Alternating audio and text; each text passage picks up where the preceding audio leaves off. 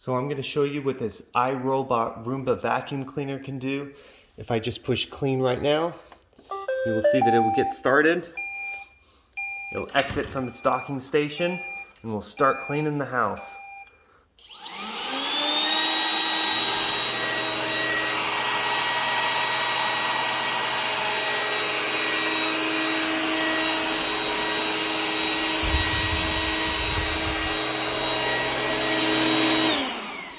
Right there, I can stop it. And if I want to send it home, just press it again.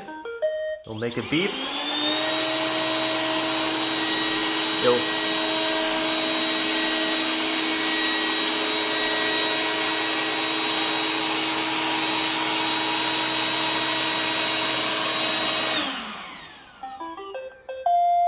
It will find its docking station and it will start charging immediately.